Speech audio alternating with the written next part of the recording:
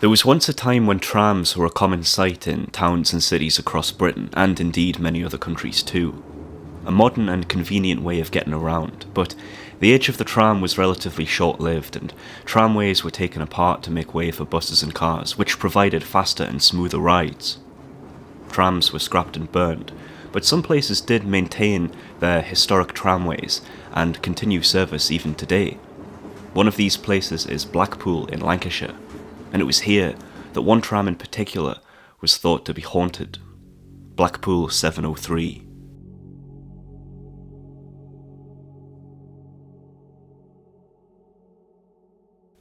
In 1933, when Walter Luff took over as manager of Blackpool Corporation Transport, he found that he had a fleet of outdated trams, so he set about modernising this fleet. Firstly, he ordered some samples of new trams, one being a luxury dreadnought numbered 226, an open-topped double-decker seating over 90 people, and featuring centre entrances with folding doors. The tram was so well received that a further 12 were ordered, numbered 237 to 249, as well as 14 similar enclosed cars. These trams became fondly known as balloons because of their streamlined, bloated appearance. The Second World War saw a decline in the use of open-topped balloons and a need for more closed-top cars, so during 1942 the open-top cars were given closed upper decks to match their sisters. One of this batch, 240, is the tram that would be renamed 703 later on. After the war, balloons became neglected as Walter Luff saw them as being old-fashioned and too slow to load. He saw the way forward as a frequent service using the new Coronation single-deckers. However, when Joseph Franklin took over as manager, he saw the potential of the balloon cars, which therefore started to receive repaints and extra seating capacity. There are also some other minor changes made to the balloons around this time too, to modernise them. In 1968, all trams were renumbered. Balloons 237 to 263 became 700 to 726. Balloon 240 became 703, as I stated earlier. Tram 703 was used in Blackpool for over 3 decades after this, and it was during this time that a number of strange stories were reported.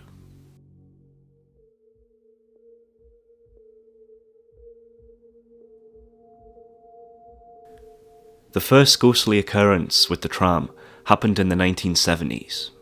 It was the Blackpool Illuminations evening in late October, and tram 703 was on a late night journey from Fleetwood back to the depot. It was just after midnight, and the tram crew had to battle a huge storm on their way back into Blackpool. The men on board were expecting a quiet journey, and one of the crew was counting out the money they'd collected that day in fares. But at one of the remote stops around Rossall, the driver was surprised to see an overcoat-clad figure waiting. The tram stopped and the doors opened. An elderly gentleman boarded the tram and went immediately upstairs, sitting on the last swing-over seat from the back. The tram set off again, and the conductor followed the man up to take his fare. The man asked for Talbot Square and handed over a large note, most likely a tenner. But the fare was only about 40 pence, and the conductor didn't have enough change. So he returned downstairs, and between himself and the other conductor, they managed to scrape enough coins together. Returning to the top of the tram, the conductor was surprised as the old man had disappeared. He returned downstairs and told his colleagues, so the tram was brought to a halt. This was around the Cleverleys area. The crew searched everywhere, under the stairwells, under the seats, and even in the destination boxes which a child couldn't even fit into. There was no trace of the mysterious man. After he'd boarded, the tram hadn't stopped. Nobody had got off or got on. The tram was empty, and the doors had not opened. He hadn't jumped out the window either, as they barely opened 10 inches. All the crew could do was continue back to the depot, even if they were very unnerved. As the tram continued along its route, the weather grew fiercer and the rain became more intense. The two conductors sat discussing the events of that night, when all of a sudden, the bell rang once. The driver immediately stopped and all 3 men ran upstairs, but there was nobody there. Again, they searched the entire tram, and one man even looked on the roof, but nothing. By now, it was just past 1 in the morning, and tram 703 was overdue in the depot. The driver continued along the track, very slowly, with one conductor upstairs, and the other conductor remaining downstairs. They arrived back at Rigby Road without a further incident. Inside the depot, the conductors told their story to other members of staff, and the tram was searched again. By the afternoon of the next day, the whole tramway had heard this story, and the crew of 703 were the butt of many jokes. But why would the crew lie about this? And where did that £10 come from? No small amount in those days.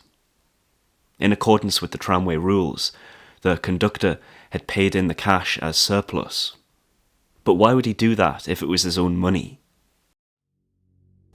Over the coming years, tram 703 continued to suffer from mystery bell rings.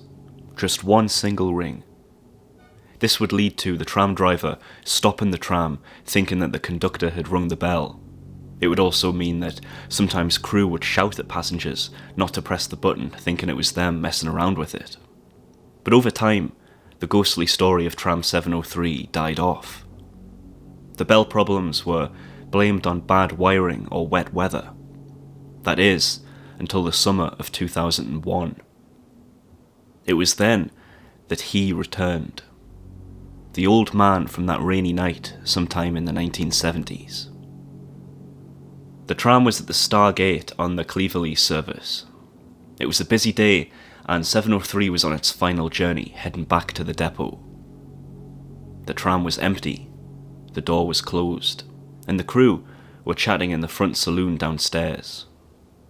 Suddenly, they heard footsteps along the floor of the upper saloon, and the distinct noise of a seat being swung over. Surprised by this, the crew immediately ran upstairs. Nobody was there, but one seat had been turned. The last seat from the back. The same seat that the old man had sat on all those years ago. These reports were recorded in the Trams magazine in 2007, issue 38, but since then, the ghostly stories have continued. Before I move on with the history of the tram, it's interesting to add a bit of trivia here. Tram 703 featured in an episode of the long-running British soap Coronation Street in 1989. It was the tram that obscured the vision of Alan Bradley so that he didn't see the other moving tram coming, which then killed him. In 2009, the tram was withdrawn from service and given a bit of a makeover. Here you can see the tram running in Blackpool, but painted red and white in Sunderland colours. But why? In 2010, it was to be sent to Beamish Museum in County Durham for a loan. Beamish was to rebrand it as Sunderland 101 and change the Blackpool colours to something more fitting for the northeast. Now, Beamish is an interesting place. It's one of Britain's biggest museums.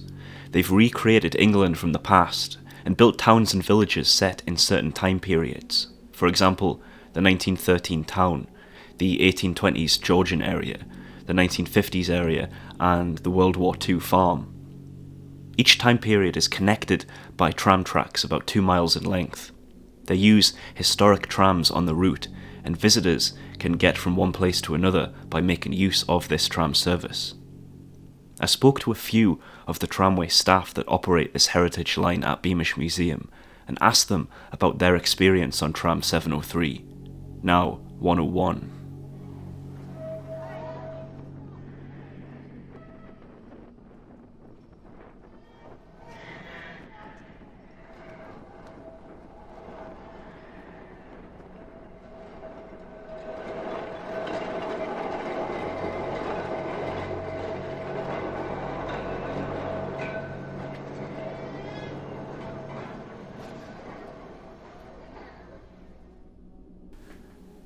A couple of them told me that they too had heard the occasional bell being rung of its own accord, as well as hearing footsteps on the upper deck. But what was most interesting to me was the location that this happened in. It was at the stop for Pockley Old Hall, where the museum has recreated an 1820s Georgian landscape area. The manor house is one of the few buildings that was original to the museum site. It was once a tenant farm, and it was right up until 1990. The main farmhouse dates from the 1700s, and the old house attached to it dates back to the 1440s. It's this site that's said to be quite haunted. Countless visitors over the years have reported going into Pockley and feeling uneasy and even scared. Some will outright refuse to go into a couple of the rooms. Staff working at Pockley Hall will tell you this. In 2014, when I was a young lad of 17, I actually did my work experience at Beamish Museum, and I worked at Pockley Hall. I saw firsthand how people were spooked by certain parts of the house. Perhaps there's some kind of connection here between the strange occurrences at Pockley and the ghostly activity on the tram occurring at the Pockley stop. But perhaps it is just a coincidence. Did the ghostly man follow the tram from Lancashire to Durham, or was someone else boarding the tram this time? Who knows? 2015 was the last year of service for Tram 703 at Beamish. In 2017 it arrived back home in Blackpool and has remained there since. It currently sits in its old depot on Rigby Road alongside a number of other heritage trams. You can book tours of the depot and see it for yourself. Hopefully one day it'll run again. So who was this mysterious man? Who were the men in the crew that encountered him originally? We'll likely never know, but at least we can preserve their story and ensure that the ghost of Tram 703 isn't forgotten.